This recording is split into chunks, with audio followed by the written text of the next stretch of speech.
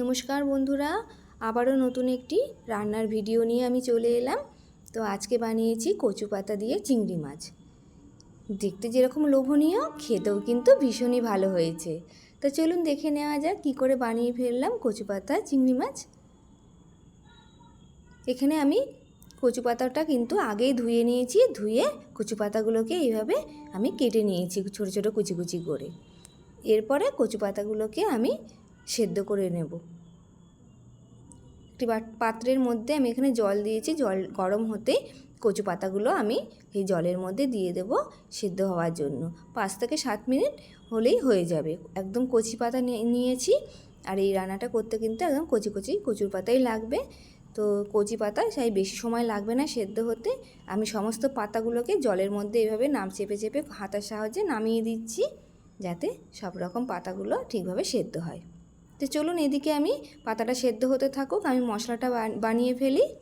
এখানে আমি মশলার মধ্যে রেখেছি 2 রকম সর্ষে, পোস্ত আর 4টে কাঁচা লঙ্কা।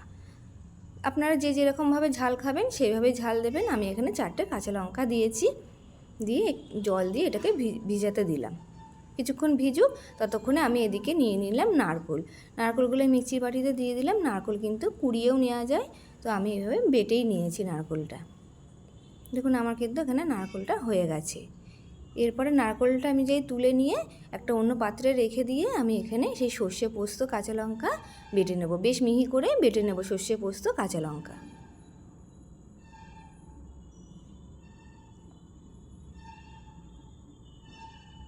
দেখুন আমি এখানে কিন্তু বাটা আমার হয়ে গেছে, আর একদম বেশ মিহি হয়ে গেছে, আর গাঢ়ও হয়েছে।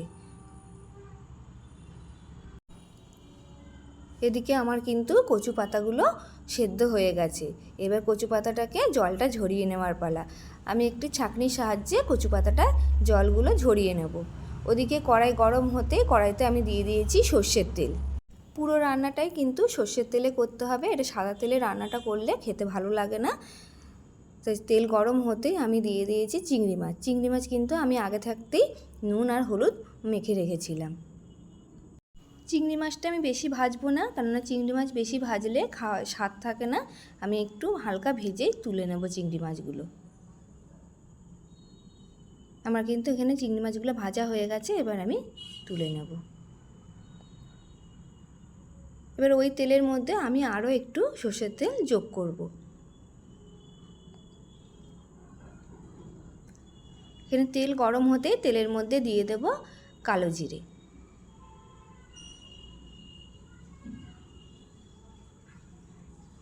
এরপর খুন্তি দিয়ে একটু নেড়ে নিয়ে তেলটাকে এরপরে দিয়ে দেব সেই সিদ্ধ করে রাখা কচু পাতাগুলো।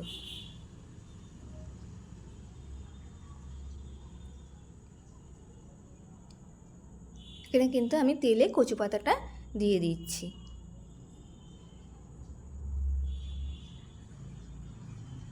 পাতাটা দেওয়ার পরে ভালো করে একটু নেড়ে ভেজে নেব পাতাগুলোকে।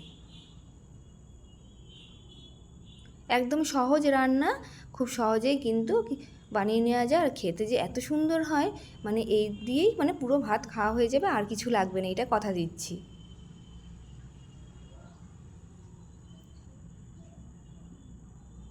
এখানে দেখুন আমার ভাজা হয়ে গেছে কিছুটা। এরপরে আমি দিয়ে দিয়েছিলাম নারকেল। নারকেলটা দেওয়ার সময় আমি ক্যামেরাটা অন করতে ভুলে গেছি, কিন্তু এই যে সাদা সাদা যেটা দেখা যাচ্ছে ওটা কিন্তু নারকেল। এই যে সাদা ভাবটা এটা নারকেল। তখন আমি ক্যামেরাটা অন করতে ভুলে গেছিলাম। নারকেল দেওয়ার পরে আবার কচু পাতা আর নারকেলটা আবারও একটু ভালো করে আমি নেড়ে চেড়ে ভেজে নিচ্ছি। এখনও কিন্তু আমি কোনো গুঁড়ো মশলা দিইনি, নুন হলুদ কিছুই কিন্তু দেওয়া হয়নি এখনও পর্যন্ত।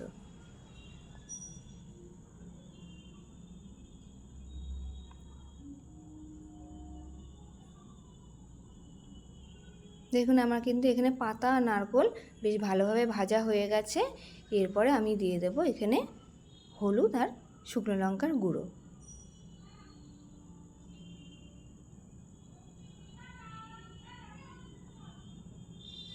আমি এখানে বেশি শুকনো লঙ্কার গুঁড়ো দিলাম না, অল্পই দিলাম, যেহেতু আমি কাঁচা লঙ্কা আগে দিয়েছি তাই অল্পই শুকনো লঙ্কার গুঁড়ো দিলাম। দিয়ে আবারও একটু নাড়াচাড়া করে নেব।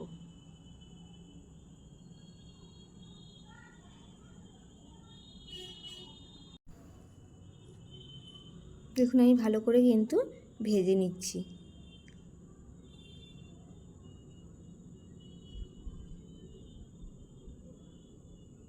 ভালো করে হলুদ আর লঙ্কার গুঁড়োটা এর সাথে মিশে যাওয়ার পরে আমি দিয়ে দেবো এরপরে এতে পরিমাণ মতো নুন।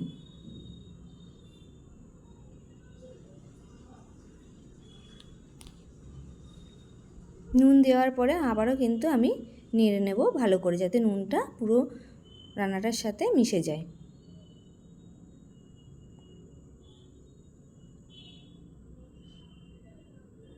এরপরে আমি দিয়ে দিলাম চিংড়ি মাছগুলো। চিংড়ি মাছ দেওয়ার পরে আবারও একটু নেড়ে নিচ্ছি।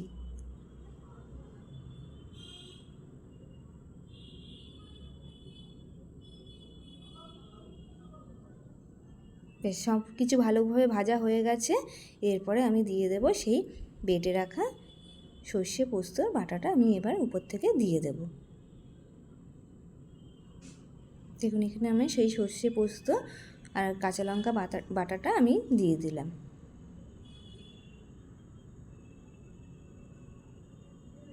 দিয়ে আবারও একটু সাথে ভালোভাবে মিশিয়ে নিচ্ছি।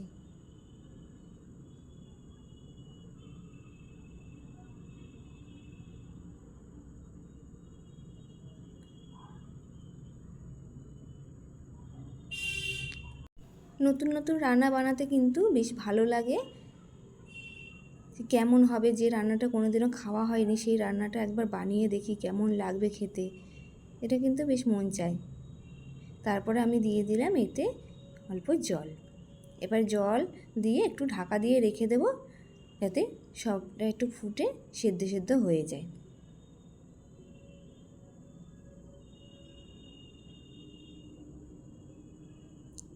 এবার আমি ঢাকা দিয়ে দেব কিছুক্ষণের জন্য। বেশি সময় লাগবে না, 5-7 মিনিটের জন্য ঢাকা দিয়ে রাখবো। দেখুন ঢাকা তুলে দেওয়ার পরে আমার কিন্তু জল কিছুটা শুকিয়ে গেছে আর আমার পুরো জিনিসটা কিন্তু এরকম থকথকে একটা ভাব চলে এসেছে। প্রায় রান্না শেষের দিকে, আর বেশি সময় লাগবে না। রান্নাটা কিন্তু খুবই সহজ, দেখে তো বুঝলেন একদমই সহজ। একটু ধৈর্য ধরে করতে হবে, আর গ্যাসটা কিন্তু জোরে রাখলে হবে না, তাই একটু সময় লাগছে। গ্যাসটা একদম আস্তে করে দিয়ে রান্নাটা করতে হবে। এরপরে দিয়ে দিলাম আমি এতে একটু চিনি। চিনিটা দেওয়ার পরে আবারও একটু ভালো করে নেড়ে নেব।